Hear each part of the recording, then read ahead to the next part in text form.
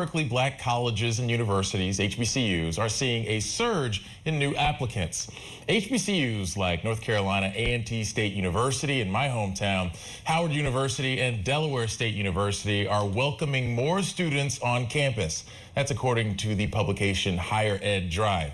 The increase follows the Supreme Court's decision last summer to prevent colleges from considering race during the admissions process. But some schools attribute the rise in numbers to the political climate after 2020 protests for racial justice. Joining us now is Dr.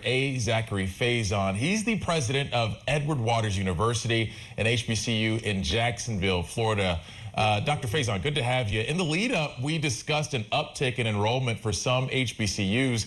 Edward Waters is one of them, but this surge for you all started well before last year. What exactly do you attribute that to?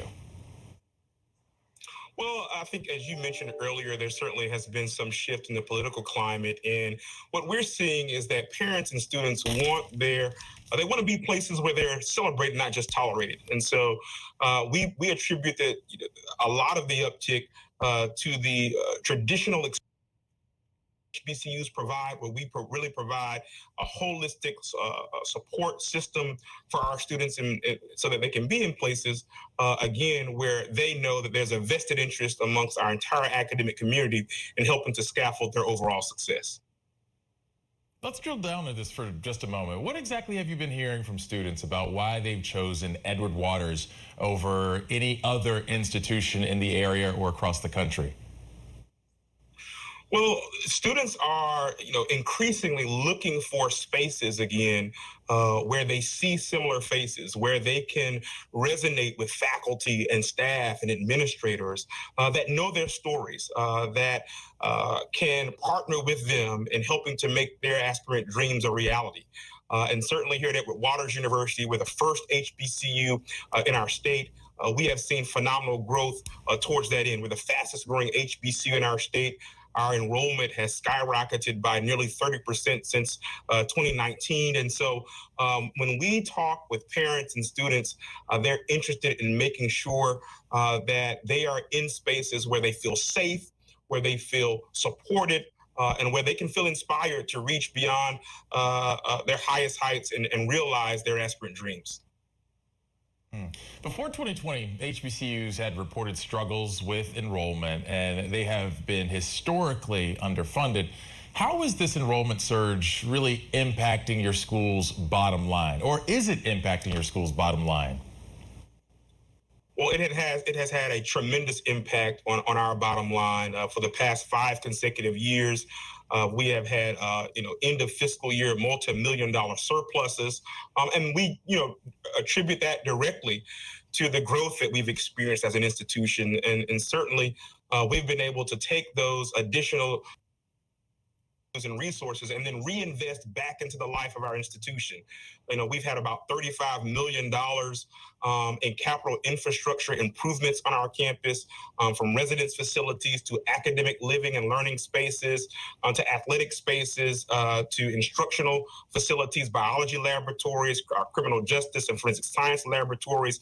So it really has been an opportunity that the growth has yielded a lot of infrastructural improvements on our campus, as well as programmatic growth. We have almost doubled the number of academic programs that we offer at the institution, and actually have moved from a college to a university over the past 5 years. And all of that really can be attributed to the additional resources that we've been able to garner through our growth here as a university.